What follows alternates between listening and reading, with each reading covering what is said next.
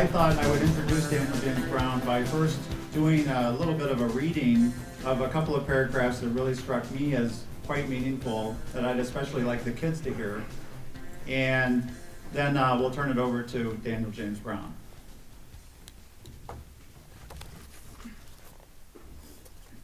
An unnamed coach is reputed to have said bluntly, "Rowing is like a beautiful duck. On the surface it is all grace, but underneath the bastard's paddling like mad." But the greatest paradox of the sport has to do with the psychological makeup of the people who pull the oars. Great oarsmen and oarswomen are necessarily made of conflicting stuff, of oil and water, fire and earth. On the one hand, they must possess enormous self-confidence, strong egos, and titanic willpower. They must be almost immune to frustration. Nobody who does not believe deeply in himself or herself, in his or her ability to endure hardship and to prevail over adversity, is likely even to attempt something as audacious as competitive rowing at the highest levels. The sport offers so many opportunities for suffering and so few opportunities for glory that only the most tenaciously self-reliant and self-motivated are likely to succeed at it. And yet, at the same time, and this is the key, no other sport demands and rewards the complete abandonment of the self the way that rowing does. Great crews may have women and men of exceptional talent or strength. They may have outstanding coxswains or stroke oars or bowmen, but they have no stars.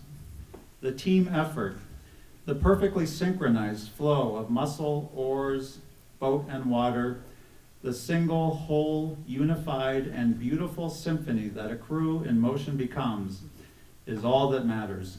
Not the individual, not the self.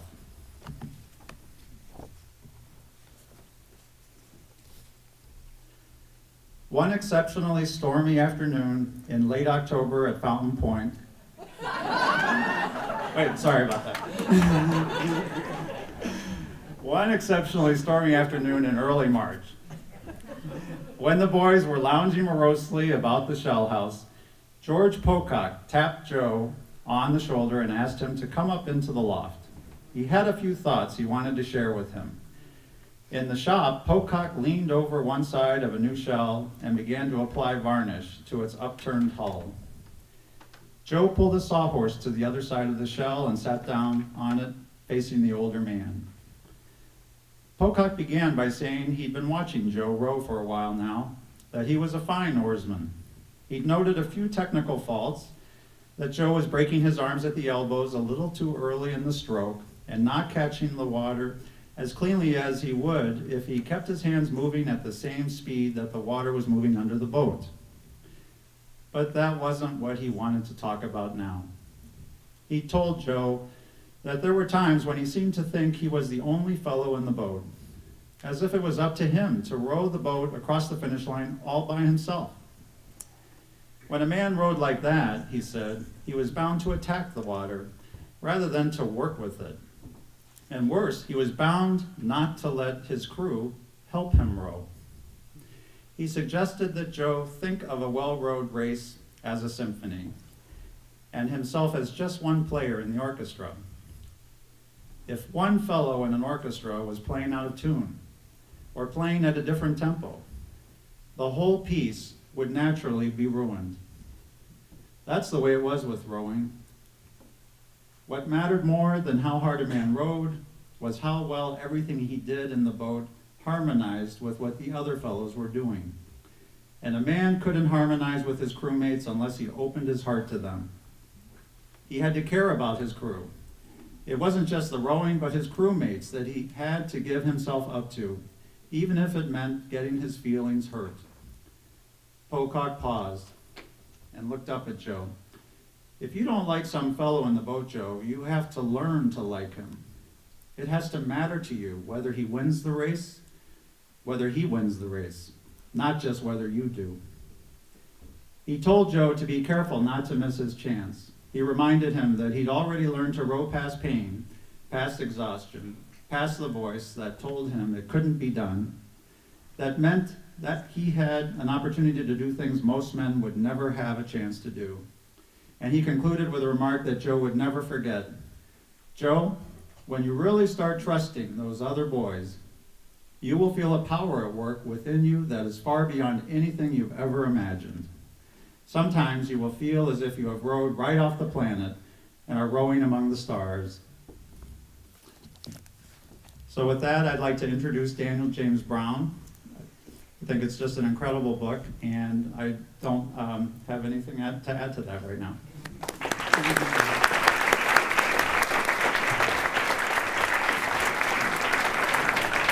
Thank you, Eric. Get this set up. I'm more coxswain height than oarsman height. Thanks a lot, Eric. Thanks for bringing me to Michigan, and thank you all for coming out this evening. This is a gorgeous place. I've never been to Michigan at all before, and this is a great introduction. It's a very windy place.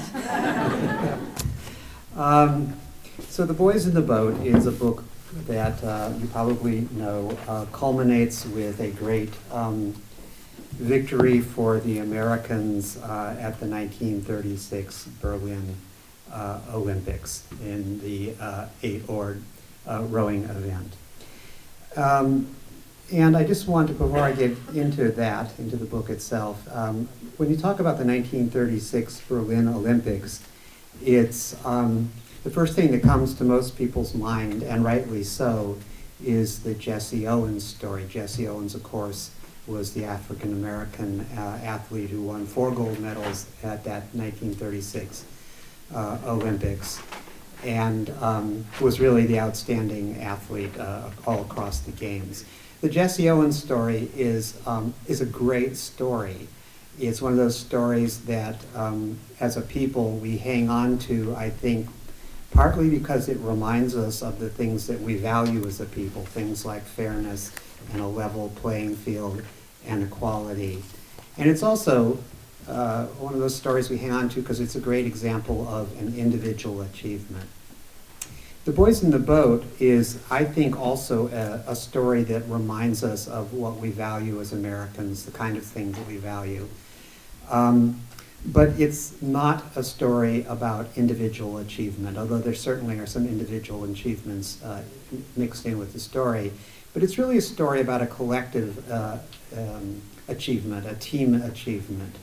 And I think it reminds us of the fact that we're a nation of individualists. We value individual achievement. We're also a pretty good nation at building teams, at building great teams.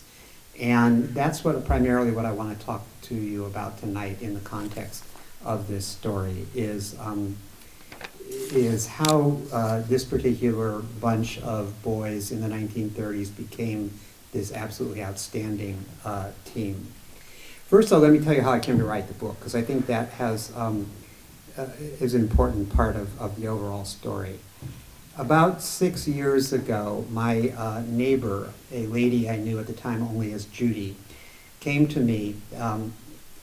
We have these horrible homeowners association meetings in my neighborhood, and we get together and we argue about what color you can and can't paint your mailbox, and everybody gets all worked up, and they're hideous things. And this one was in my house that year.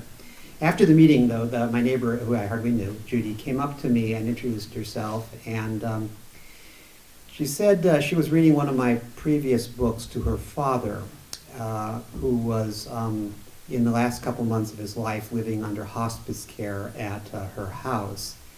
And he was enjoying that book, and she wondered if I'd come down and meet her dad and talk about the book a little bit. So, of course, I said I would. I went down, I think it was the next day, and I met Joe Rance. And Joe was on oxygen. He was not in very good shape. But we talked a little bit about that earlier book. And then Joe began to talk about his experience growing up during the Great Depression. And he had a particularly heartrending story to tell about that. He was actually abandoned by his parents in the Depression and left to fend for himself. And then he went on to talk about how he had begun to row crew at the University of Washington in 1933, and how he had come together with these other 8 young men in the years between 1933 and 1936 and become this crew that wound up rowing in Berlin at the Olympics, the Nazi Olympics they're often called, against a German boat, amongst others, in front of Hitler and all the top Nazis, and how they had won a gold medal doing that. And by the time Joe was done, I was just mesmerized by his story. And I noticed that as he got near the end of his story, as he started to talk about this experience, he would tear up at certain junctures. He teared up whenever he began to talk about any of the other boys in the boat. And so I knew there was a lot of heart there, and I knew there was something really moving going on there. So by the end of the conversation, I didn't go down there intending to find a book to write, but I decided right then and there this was a book I did want to write. So I asked Joe, I said, can I write a book about your life, Joe? And he thought for a minute and he shook his head and he said, no, I don't want you to write a book about my life. But you can write a book about the boat. And at first I thought he meant the Husky Clipper, this beautiful cedar shell that they had rowed in Berlin. And I didn't really want to write a book about it. It's a beautiful boat, but I didn't want to write a whole book about it. So as we talked more, I began to understand that what he meant by the boat was, of course, all the boys in the boat together. And something more even than that. It was what they had become. Not so much what they'd done, but what they had become together in that summer 75 years before. This almost perfect thing that they had become. And that's what he meant by the boat, and that's why he kept tearing up. So that's the spirit in which I set out to write the book, and I spent the next 4 years basically doing that. Now, the story, this is a story that has rowing at the heart of it, but before I go on to that part of it, I just want to make clear that it's really much more than a story just about rowing. It's a much bigger story than that. It's a story about the human heart. It's a story about this one boy, Joe, who has to learn to survive entirely on his own, and then he has to learn its exact opposite, that to get where he wants to get, he has to learn to depend on other people. It's a story about a boat builder and craftsmanship and grace and pride and the pursuit of an ideal. It's a story about grit and determination in the face of overwhelming odds, about punishing pain and psychological devastation and ultimate jubilation. It's a story about the American genius for defying long odds, about the democratic idealism come face to face with fascist cynicism. Really pretty starkly, at the end, it's a story about good and evil. But most of all, it's a story about these 9 boys who come together to forge something much larger than the sum of their parts, a team in the deepest sense of the word. Now, the story is, though, the basic line of the story is about this crew and about rowing, and it culminates in this event in Germany in 1936. And I don't want to narrate that whole race to you. I want you to read the book and learn about it firsthand. But I do want to tell you exactly how, or give you some sense of how extraordinary that culminating experience was for them. When they came out to row that day, it was a miserable day. Actually, it was a day very much like today. And I appreciate you arranging the weather as an example, as a demonstration, because it was just about exactly the kind of conditions that we have today. Very stiff, quartering headwind across the course. They were racing in front of about 75,000 fans, almost all of them German, and very partial to the German boat that was part of the field that day. The British and American boats were assigned the most outside lanes, even though they had the fastest qualifying times for reasons that are not entirely clear, they were assigned the outermost lanes, which meant they had to row out into the wide part of the Langer See, right into the teeth of this wind. The German and the Italian boats were assigned lanes 1 and 2, and very sheltered lanes on the course. The American stroke, a kid named Don Hume, was deathly ill, I mean seriously ill. He'd been in bed for days and had to almost be carried down to the boat. The coach Albrechtsen tried to put substitutes in for him, and the boat just didn't go the way that the rest of the crew thought it should go. So the night before the gold medal race, the other 8 boys went to Coach Albrechtsen, and said, "You got to put Don in the boat. We don't care if we have to tie him to the gunnels. We'll prop him up. He's got to be in the boat." And so at the last minute, Albrechtsen relented and put Don Hume in. But he was terribly ill and unable to respond to the coxswain's commands. Hitler and Goebbels and Goering and other top Nazi officials were there watching the race. And the crowd was chanting, "Deutschland, Deutschland, Deutschland." So that's the conditions they set off into. They also missed the starting call. They were out in the windy part of the course and they didn't hear the start. So they got off to about a stroke and a half disadvantage at the beginning. So by the middle of the race, this is a 2,000-meter race, 1,000 meters into the race, they were dead last. They'd rowed out into the wide part of the Langer See, where they're battling into this terrible chop. The Italian boat and the German boat are zooming down the inside lanes, and it looks utterly and completely hopeless. And yet, you know from the minute you pick the book up, they win this gold medal in that race. And so I leave you to find out how they do that.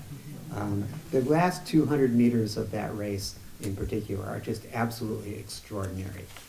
And I hope you enjoy reading them.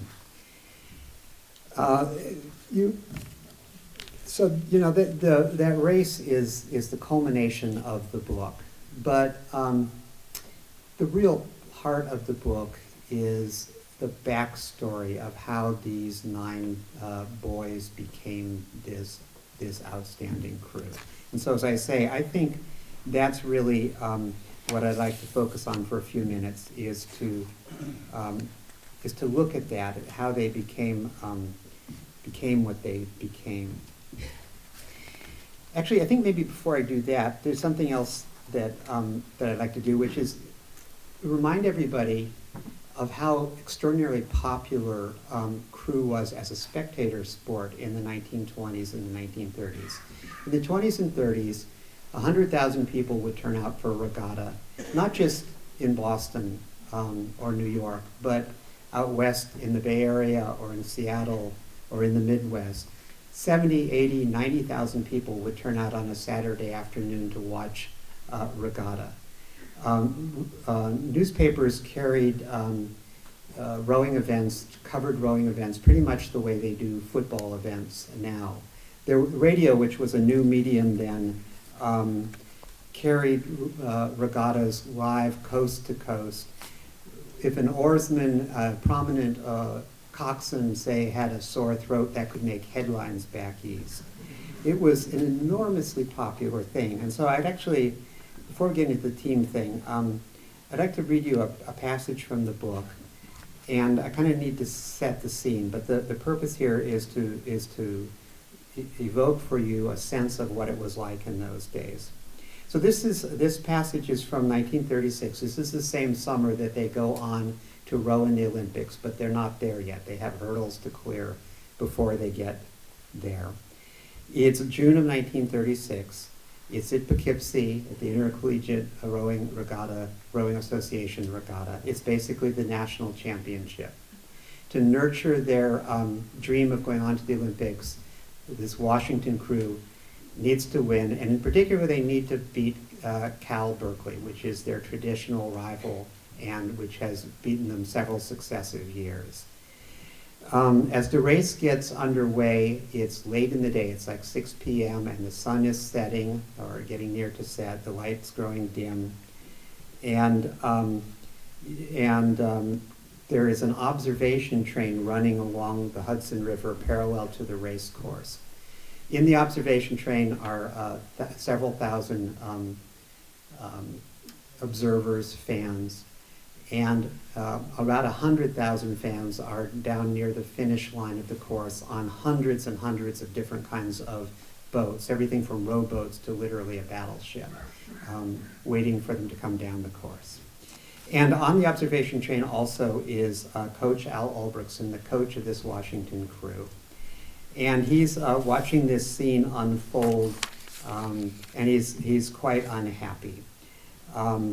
Ulbrichson, I should explain, is a man who is famous throughout the rowing community at the time for his reticence, his unwillingness to express emotion of any kind. He's often called the dour Dane or the man with the stone face. He prides himself on not revealing emotion. But he's watching this race unfold.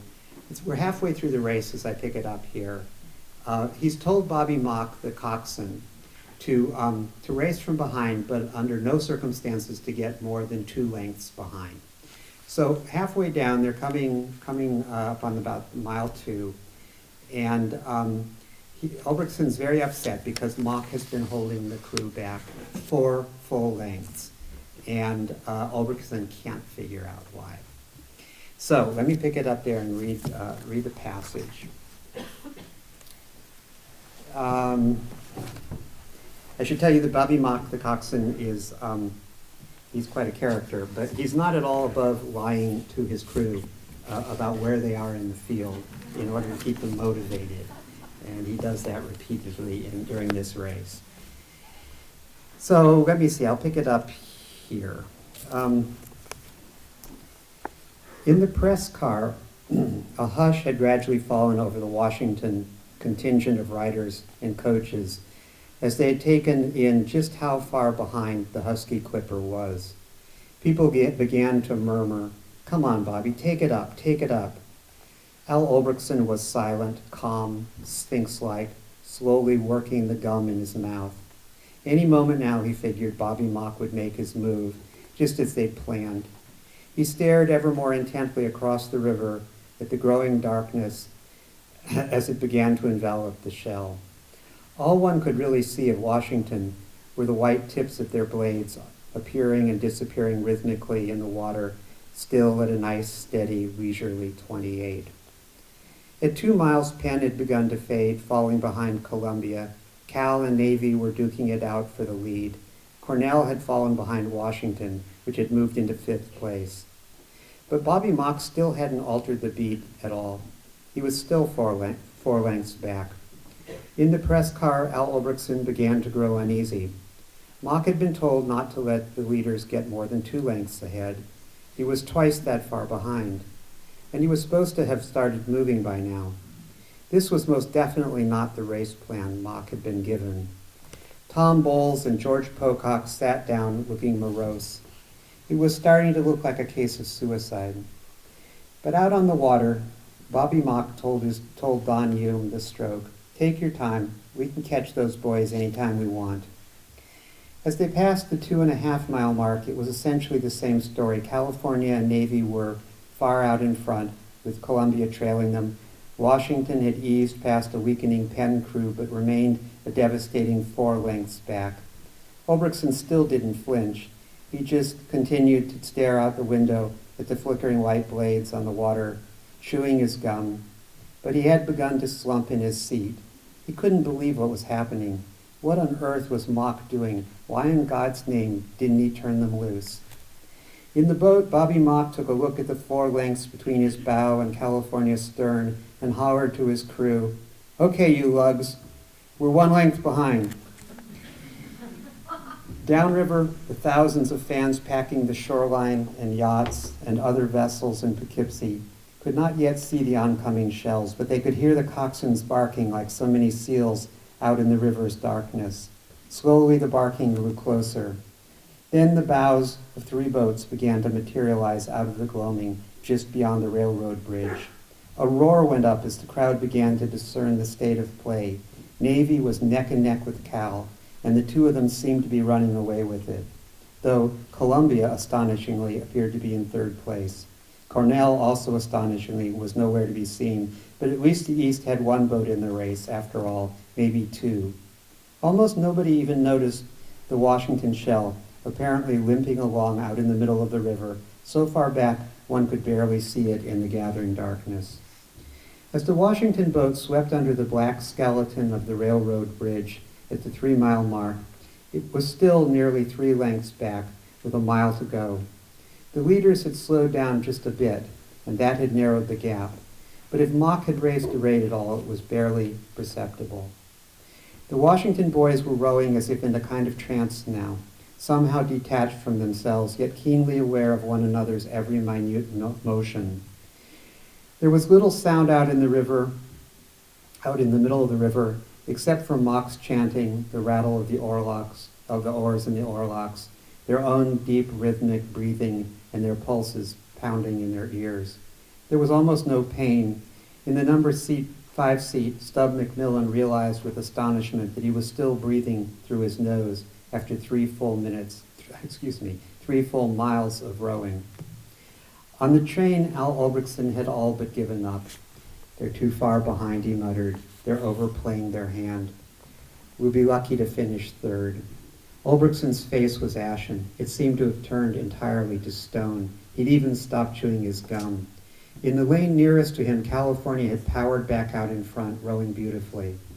With a tiring field behind them and less than a mile to go, Cal was in a commanding position to win. Kai Ebright, it seemed, had somehow outwitted him again. But if anybody had outwitted Al Ulbrichson, it was his own coxswain, the short kid with his own Phi Beta Kappa key, and now he would show his hand. Suddenly he leaned into Don Hume's face and bellowed, "Give me 10 hard ones for Ulbrichson." 8 long spruce oars bowed in the water 10 times. Then Mock bellowed again, "Give me 10 more for Pocock." Another 10 enormous strokes. Then another lie. "Here's California, we're on them. 10 more big ones for Mom and Dad." Very slowly, the Husky Clipper slipped past Columbia and began to creep up on Navy in second. Someone on the train idly remarked, "Well, Washington's picking up." A minute later, someone else called out much more urgently, "Look at Washington! Look at Washington! Here comes Washington!" On the train and on shore, all eyes shifted from the leaders to 8 white blades barely visible out in the middle of the river. Another deep guttural roar began to rise from the crowd. It seemed impossible for Washington to close the gap. They were half a mile from the finish now, still in third place, still 2 lengths back. But they were moving, and the way they were moving compelled immediate and absolute attention. In the boat, Mock was incandescent. "Okay, now," he barked. Don Hume took the stroke up to 35, then to 36, then to 37. On the starboard side, Joe Rance fell in behind him just as smooth as silk, and the boat began to swing. The bow began to rise out of the water. Washington slid past the middies as if the Navy boat were pinned to the water.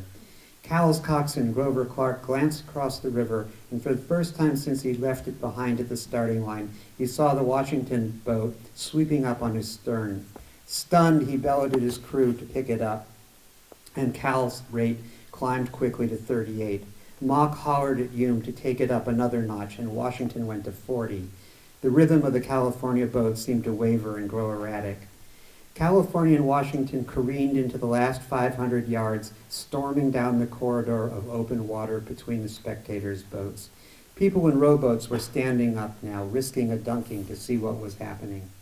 Some of the large excursion steamers began to whisk toward the middle of the river as people crowded their rails. The roar of the crowd began to engulf the oarsmen. Boat whistles shrieked. On the float in front of Washington's shell house, Vanda Mae Calamar, the crew's cook, waved a frying pan over her head, whooping and urging the boys on. In Washington's press car, pandemonium broke out. George Farnell of the Seattle Times shoved his press credentials into his mouth and began to devour them. Tom Bowles commenced beating a stranger on the back with his lucky old fedora. Royal Brown was shouting, "Come on, Washington, come on." Only Al Ulbrichson remained motionless and silent, still riveted to his seat, his eyes cold gray stones locked on the white blades out in the river. Joe Williams of the World Telegram stole a glance at him and thought, this guy has ice water in his veins. With the finish line looming up ahead of them in the gathering darkness, Bobby Mock screamed something inarticulate. Johnny White in the number 3 seat suddenly had the sensation that they were flying now, not rowing. Stub McMillan desperately wanted to peek, to glance over toward lane 1, where he knew California would be, but he didn't dare. In number 6, over the crowd noise, Shorty Hunt could hear someone on a radio yelling frantically. He tried to make out the words, but all he could tell was that something terribly exciting was happening. He had no idea how things stood, except that he still hadn't seen the California boat fall into his field of view. He kept his eyes locked on the back of Joe Rance's neck and pulled with his whole heart. Joe had boiled everything down into one action, one continuous movement, one thought, the crew's old mantra running through his mind like a river, hearing it over and over, not in his own voice, but in George Pocock's crisp Oxford accent. Mind in boat, mind in boat, mind in boat. Then in the last 200 yards, thinking itself fell away, and pain suddenly came shrieking back into the boat, descending on all of them at once, searing their legs, their arms, their shoulders, clawing at their backs, tearing at their hearts and lungs as they desperately gulped at the air.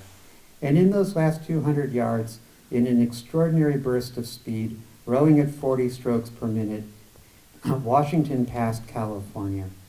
With each stroke, the boys took their rivals down by the length of another seat. By the time the two boats crossed the line in the last vestiges of twilight, a glimmer of open water showed between the stern of the Husky Clipper and the bow of the California Clipper. In the press car, the corners of Al Ulbrichtsen's mouth twitched reluctantly into something vaguely resembling a smile. He resumed chewing his gum, slowly and methodically. Standing next to him, George Pocock threw back his head and howled like a banshee. Tom Bowles continued to flog the back of the fellow in front of him with his old fedora. George Varnell removed the well-masticated remains of his press credentials from his mouth. In Seattle, Hazel Ulbrichtsen and her son Al Jr. pounded the glass top of their coffee table until it shattered into dozens of pieces. And up on the automobile bridge, Mike Bogo had the distinct pleasure of setting off 7 bombs in rapid succession. In the boat, the boys pumped their fists in the dark night air. For a long while, Ulbrichtsen just sat there, staring into the darkness as fans came rushing through the press car, congratulating him and slapping him on the back. When he finally stood up, reporters crowded around him, and he said simply, "Well, they made it close, but they won." Then he elaborated, "I guess that little runt knew what he was doing." And then, so that was psychologically, that was the thing that propelled them to Berlin, because they went on then a couple weeks later to quite handily win the Olympic trials at Princeton, and they certainly had their battles still ahead of them in Berlin, but that was the moment, I think, at which they really knew how good they were, and they were extraordinarily good. So I thought I'd spend a little time just talking, as I started to say earlier, reflecting on some of the things that went into this particular crew. I mean, how did these 9 guys become this extraordinary crew? What was it about them? What were the ingredients to this gold medal success? And there are many things, I think, but these are some things that I think tell the tale of this particular crew and why they were so successful, some of the things that characterize them. First was an absolutely extraordinary perseverance. If you look at who these guys were, these guys did not grow up in the Ivy League. They did not grow up learning to row at prep schools. These were guys that grew up on dairy farms and in logging camps and in mill towns in the Pacific Northwest. They grew strong wielding axes and scythes and fishing gaffs, trying to earn a living. And yet to get where they ultimately got, they had to overcome first their very good traditional rival at Cal, Then they had to defeat these Ivy League kids from the East Coast, who in many cases had grown up learning to row. Then they had to go in Berlin and defeat kids who were literally aristocrats, kids from Oxford and Cambridge in the preliminaries in Berlin, the British crew, kids from Oxford and Cambridge. And then they had to defeat a hand-picked Nazi crew. So they were, I think, perseverance. You know, they started off, these 9 kids that wound up in this boat. They wound up among 250 kids that showed up that fall of 1933 trying out to get into the first boat. So they survived this long, grueling process of being whittled down to the 9 who would actually go to Berlin. And then they had to overcome all these odds to actually get there. So perseverance, I think, was extraordinary. A second thing I think that really may not come to mind immediately, but in the case of this crew was very important, was having a higher cause.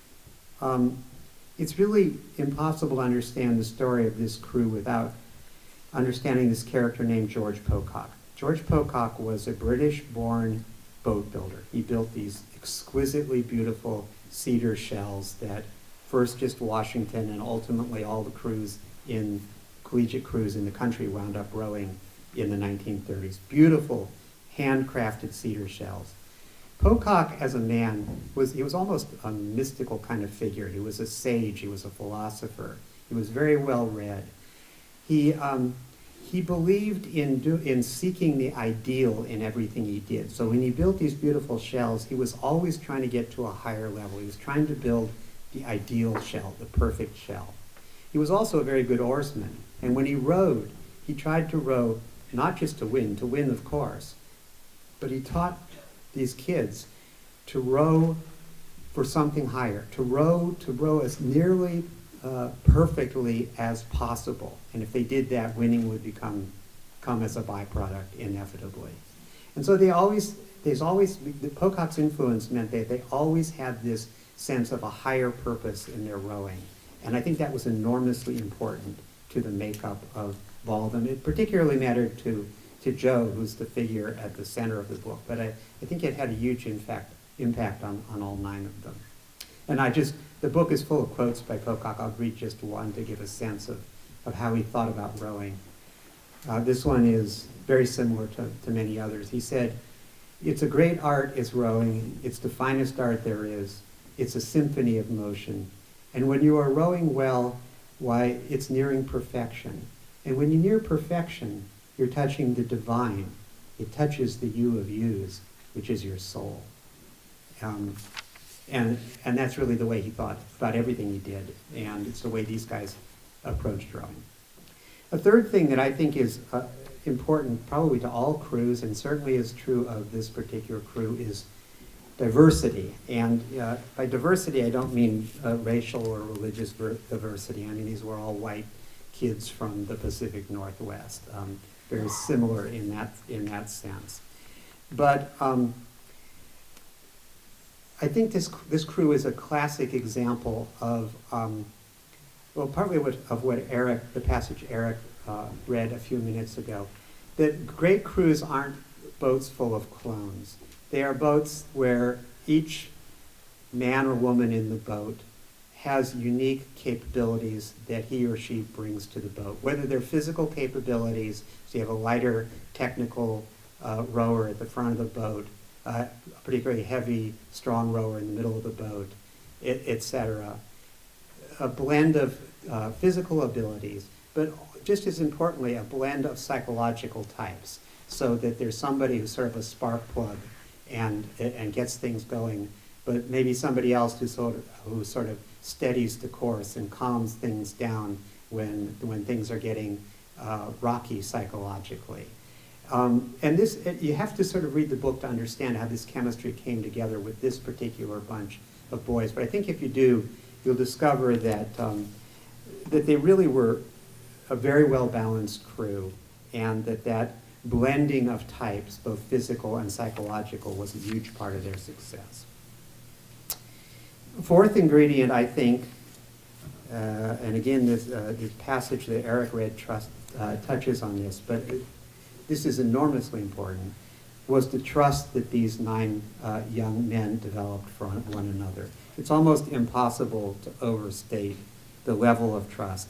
I mean, you guys, many of you row, and you understand this, that trust is a sport that requires an unusual amount of coordination, synchronization, and mutual respect and mutual trust.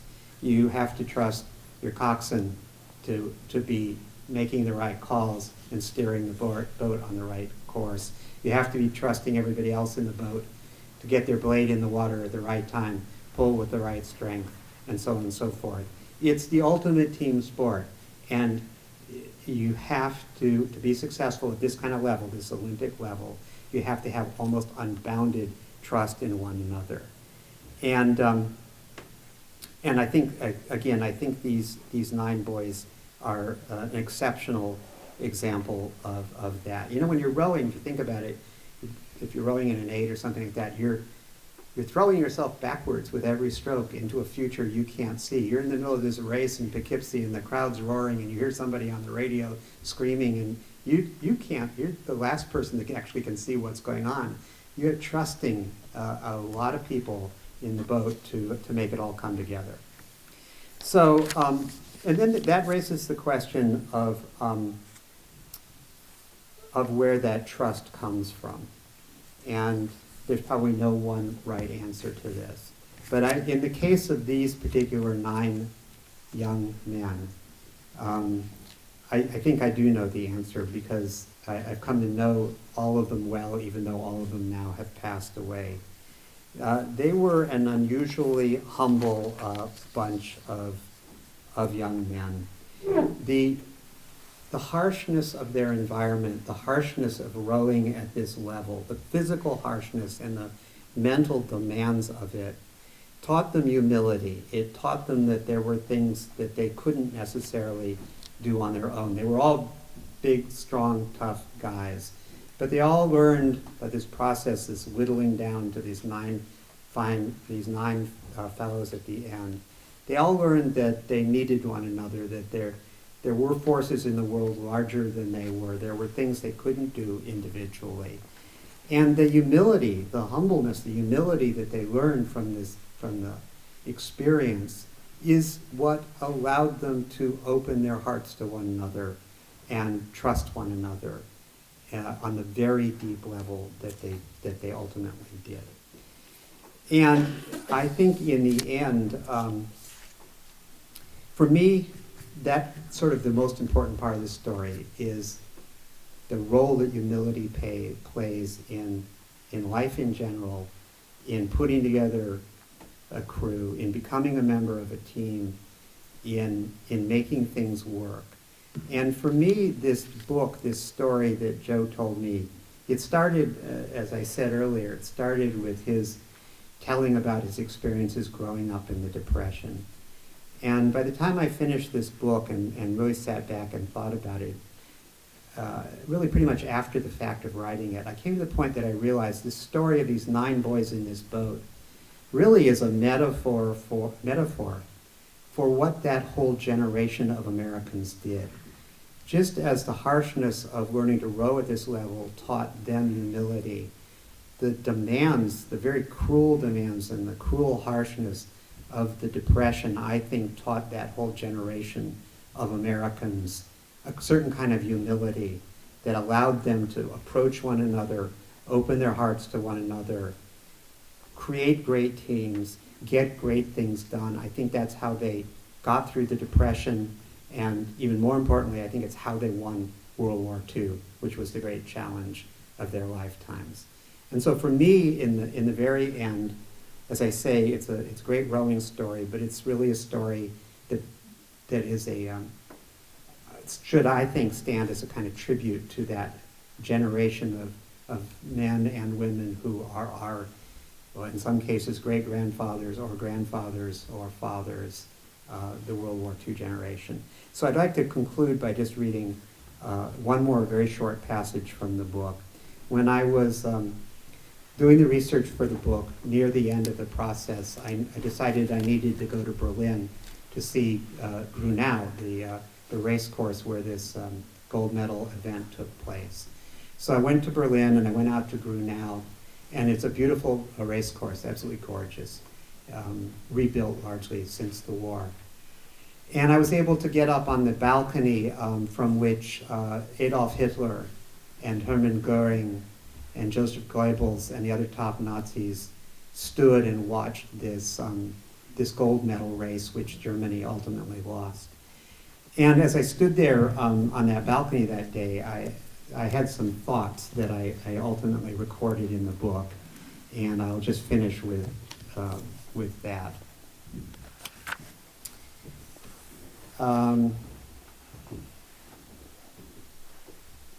I visited the Wassersports Museum in Grunau, where late in the afternoon, Werner Philipp, the director, kindly led me up a set of stairs to the balcony of Haus West.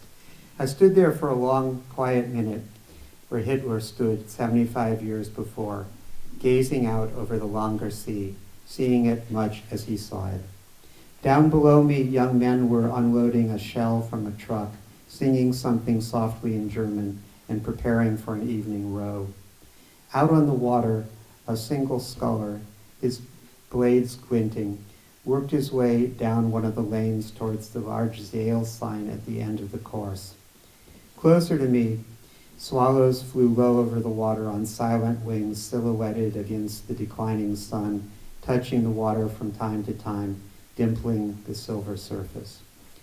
Standing there, watching them, it occurred to me that when Hitler watched Joe and the boys fight their way back from the rear of the field to sweep ahead of Italy and Germany 75 years ago, he saw but did not recognize the heralds of his doom. He could not have known that one day hundreds of thousands of boys just like them, boys who shared their essential natures, decent and unassuming, not privileged or favored by anything in particular, just loyal, committed, and perseverant, would return to Germany dressed in olive drab, hunting him down. They are almost all gone now, the legions of young men who saved the world in the years just before I was born. But that afternoon, standing on the balcony of Haus West, I was swept with gratitude for their goodness and their grace, their humility and their honor, their simple civility, and all the things they taught us before they flitted across the evening water and finally vanished into the night. So that's it. That's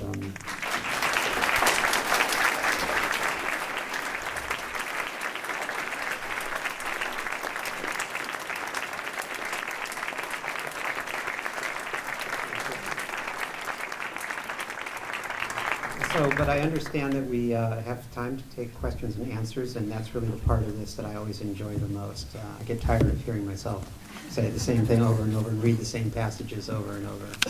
And questions sometimes give me an opportunity to talk about something different. So anything's really fair game. Yes, sir. What was the source of the quotations by Pocock? It came from a variety of sources. There's a book that Stan Pocock, his son, who worked very closely with me on this book, put together. There's a book that George himself put together. So there's two printed books, Way Enough and Ready All, which are full of quotes.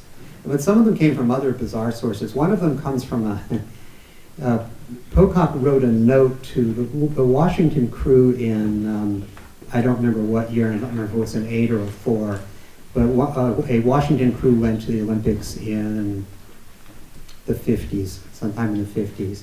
Pocock wrote a note and wrapped it around an oar and sent it over to them. And so one of the quotes comes from this note that he wrote and put on an oar. Why did he immigrate? Pocock? He immigrated because his father was the boat builder at Eton College, and his father lost his job abruptly in 1911 or 1912, and George Pocock and his brother Dick didn't want to be a drag on the family finances. Pocock had actually won a race a few months before, or a year before, I don't remember, and had won gosh, what was the amount now? 50 pounds? Which is quite a bit of money at the time. It's the grand prize of this race. And so he used that 50 pounds to finance a trip to Canada. And they originally settled in Vancouver. And then one day they had a shop, a sort of floating shop out in Cole Harbor in Vancouver. And one day they saw this wild, red-headed guy rowing very badly out to their floating shop. And he climbed aboard and he said, "My name's Hiram Conabear. I'm from the University of Washington. I want you to build me," gosh, he said something like, I don't know, 20 shells or something like that. It turned out to be he didn't have money for it. He had money for to build one shell. But based on that promise, both Pococks moved from Vancouver down to Seattle and began to build shells down there. Did you talk to all 9 of the guys? I didn't talk to all 9 of the guys. All but 2 of them had already passed away Okay. when I started. Only Joe and Roger Morris, the bow man, were still alive when I started. What was really a great saving grace for me was that Joe's daughter, Judy in particular, Judy has spent her life collecting her father's story and boxes of diaries and letters, and more than that, she's just internalized his story to a great extent. But the other thing that happened is that the families of all other 8 guys in the boat, when they found out what I was doing, they came to me with boxes of letters and diaries and news clippings. And even more importantly, they all sat down with me for hundreds of hours of interviews about dad or grandpa or uncle or whatever the relationship was. So the families, in many ways, this book was written by collectively, a team effort itself, I think, by the families of these. They've been waiting 75 years to have this story told. It really was a story that largely got eclipsed nationally because of the Jesse Owens story. It took so much press. And in Seattle, it didn't get as much attention as it ordinarily would have because these guys came back from Germany in dribs and drabs. They didn't come back to a big ticker tape parade. They came back in 1 or 2 at a time. And it was the Depression, so by and large, they stuck their gold medals in sock drawers and forgot about it. Went out and tried to find a job because they needed jobs right away. And so the story really, there's a certain number of people in Seattle have known it all along, but it largely was forgotten, both there and nationally. Yeah. Did you find any evidence that the team met up with Jesse Owens, or they had any contact at the game? There are some comments in the diaries. They met him on the way. They met him actually at a reception before they left for Germany in New York. And a couple of them had minor interactions with Jesse Owens and some of the other American track stars. But nothing really, I didn't really include any of that book because it really just didn't have any particular consequence. They're just passing conversations. In Berlin, are they on the wall that when they won? Okay, the question is in Berlin, there's a wall in Berlin on the stadium commemorating all the athletes who participated in the 36 Olympics. And yes, all 9 guys are on that plaque on the Olympic Stadium.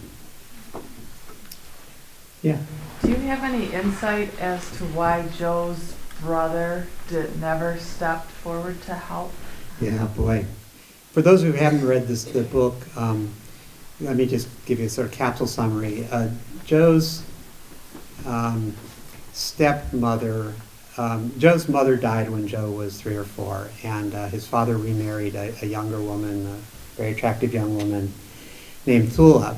And Thula, right from the get-go, just didn't have much liking for Joe and did everything she could to cast him out of the family, and finally, in fact, convinced Joe's father to just drive away one day and leave him behind out on the Olympic Peninsula. So he was abandoned, and it's very hard to explain the motives of Thula, his mother.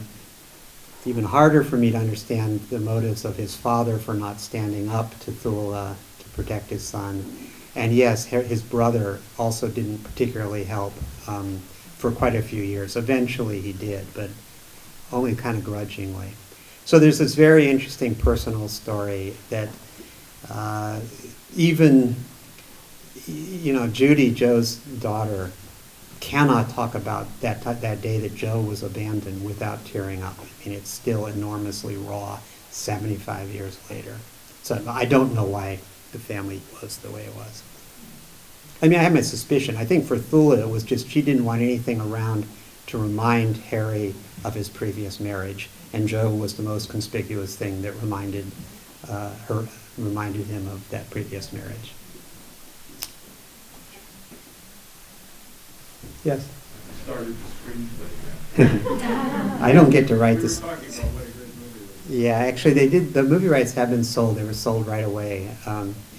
Actually, what happens is they were optioned right away, which gives the movie company a 2-year option, and then they just actually went ahead and exercised that option and bought the film rights about 4 months ago. So yeah, so they have moved. They are moving forward with it. They have a screenwriter. They're working on a script, and that's about all I know. It's the way that contract's written. I just have basically no input into that whole process. Do they need any extras who could row? You know, this is a really interesting question. I mean, they're going to have this issue of, do they hire actors and then try to teach them to row, so they can fake it, or do they hire rowers and then teach them to act? How about a location? Have you thought about a location? Yeah, well, this would make a good location, eh? Actually, none of this is all totally beyond my control. They do communicate with me occasionally and tell me what they're doing, but I think they tend to be very wary of the writer of the underlying book. They're afraid I will want to, get in there and mess with what they're doing. I think Seattle would be a great location, or Vancouver myself, but who knows? Michigan, yeah. Yeah. Wasn't it just incredibly difficult to write after he died? After Joe died, did that slow things down, or did that? It slowed things down for a month or so because Judy and the family were really in deep mourning. I mean, they were so close, and it was hard for me too. I was actually still finishing an earlier book at the time I was beginning to talk to Joe, so I had other stuff to do myself. But it was some, and then a year later, Roger died, and that created the same kind of sort of pause in the whole process. But again, the families, even in their mourning, they were just so eager to help with the book project and to get the story told that really overcame all kinds of obstacles. And then one more, of course, what's your rowing experience? My rowing experience is very slight. There was none when I started this. I didn't know the first thing about rowing. And I do not claim to be a rower. I mean, I've gotten in a shell a few times. And the guys and gals down at the University of Washington Shell House, the current Washington Shell House, sort of adopted me when they found out what I was doing. I mean, this book very much redounds to the glory of Washington rowing, and so they were very eager to have it written too. So I spent a lot of time down there. They taught me a lot of stuff. Took me out in the coaching launch mostly, and just taught me a lot. Yes. George Pocock's story sounds very interesting. Have you ever thought of writing a story about him? Well, His life sounds very it is really interesting. He actually worked as an apprentice. I mean, I've seen the apprentice papers for his, he apprenticed himself to his father when they were in England, which was like a sort of 19th century or 18th century concept. He's a really interesting guy. His son Stan now is in his 90s, and as I say, was a big help with the book. I don't know. There have been a couple books sort of about the Pococks, and I think that's sort of been done. But they're very interesting. In the back there, yes? So you write that he was on the same boat as Louis Zamperini when they went over? Yes. Have you by any chance gotten to meet Louis Zamperini? I've not gotten to meet Louis Zamperini. I was trying to get a book to him. Louis Zamperini is the subject of Lauren Hillenbrand's book, Unbroken, which is an absolutely stunning book. I was telling somebody before this that literally the day after I met Joe and decided I was going to write this book, I took an old paperback copy, tattered paperback copy of Seabiscuit, which was Laura Hillenbrand's first book, and I spent about 2 weeks going through it and literally marking up every page, trying to understand why she made writing decisions that she did. I mean, why did she make a break here and not there? And so I studied Laura Hillenbrand very, very thoroughly. And then partway through the writing, I got an advanced copy of Unbroken, and I stopped everything and read that and did the same thing. And something that's really cool for me personally is about a month ago, Laura, out of the blue, emailed me. And it turns out she's a huge fan of this book. She wrote this amazing email about the book. And so she and I have been chatting ever since. And I still think she's the master. I mean, I don't put myself on that level, but turns out she's really, really a neat person, and I'm really enjoying getting to know her. What is your favorite chapter of the book? My favorite chapter of the book.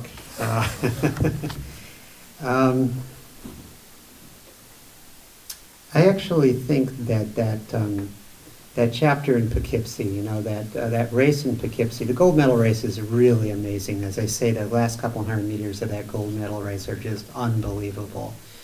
But that Poughkeepsie race was really special too. And when you read the book and you build up to you understand how much was at stake for them psychologically in winning that day. And Ulbrichtsen's career literally was at stake in winning that day. So when you have all that as context for this extraordinary decision that Bobby Mock made. Bobby Mock was an amazing character, complete character, really interesting guy, but he was gutsy. And he outright defied Ulbrichtsen. He held that boat back way longer than he was supposed to, because he just knew in his heart that they could take Cal down at the end if he held them off long enough. And so, as I say, when you understand all that backstory and that context for that race, that moment when they cross the line is really special to me. So I think that's probably my favorite. If George Pocock's built his boats on the second floor of the boathouse, how'd they get them out? I've been trying to figure that out, because I actually snuck the old original shell house, Washington Shell House, was a seaplane hangar built for World War I, never actually used because the war ended just when it was finished. And George Pocock had his shop in a loft at the back of the shell house. So I like to see everything I write about. I like to physically go there and be there. So I snuck into, that building's locked down. And at the time, nobody knew who I was or what I was doing. So I literally snuck in to that building one day and crept up there. And I'll be darned if I know how they got the boats out of there, is the answer. It's a walled-in loft. Now, it may have been reconfigured in the last 75 years. Maybe that wall wasn't there at the time. I just don't know. There's some big windows in the back. They could theoretically have pivoted it if the wall wasn't there. They could have pivoted it and sent it down a window. But yeah, I've wondered many times myself standing. I've been back in that building a couple times since, and still haven't fully figured that out, or at all figured it out. There was a part of the boat where the boys he got the boys to carry the boat to the train station through downtown Seattle. Yeah. Carrying it over their heads right through the traffic, all through Seattle. It was crazy, absolutely crazy scene. They also had a terrible time getting it onto the Manhattan, the liner that took them to Germany. They could not figure out how to get it. They finally snaked it up a baggage chute, so some of them crawled up ahead of it and pulled, and others pushed. And this is a delicate boat. I mean, the shell on these skin on these shells was something like 5/16 of an inch thick or something. It was like paper. So it was a very, very traumatic thing to try to load that boat. One last question. Sure. So there are a lot of kids sitting in front of you tonight who are competing for those trophies behind you. And I wondered, just given what you know now about our sport and about these kids who are not much younger than Joe and the characters in the book were when they enter the story, what would be your summary sort of guidance, words of wisdom, message, Gosh. given the different contexts that they're growing up in today? Yeah, it's so complicated, because I think one of the things I really admire about anybody that rows is this balancing act between being determined and an individual and going for it yourself, and and it being about you and your strength, with this need you have, if you row in anything other than a single, this need you have to blend in with one another.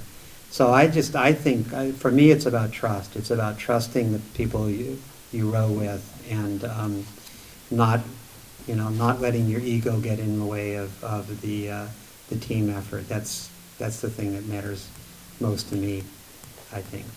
It's tough, though. It's a tough sport. I really admire all of you who do it. It's just one of the things that became very clear to me very early on out on Lake Washington is how cold and wet and miserable it can be out there. Anything else? Well, I think Daniel's earned a standing ovation. Well, thank you very much.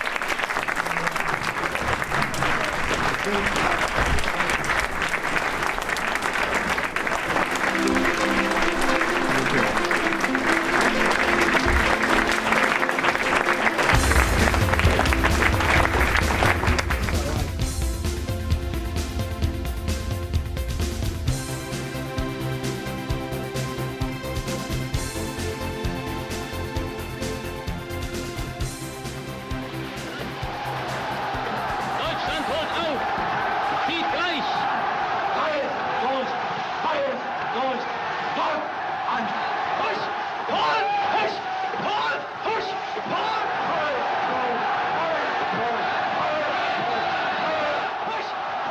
push, Tor, push. Daneben mit weißem Stirntuch die Italiener, dahinter die Ungarn, neben diesen England, auf der Außenbahn aber führt Amerika. Deutschland kommt auf.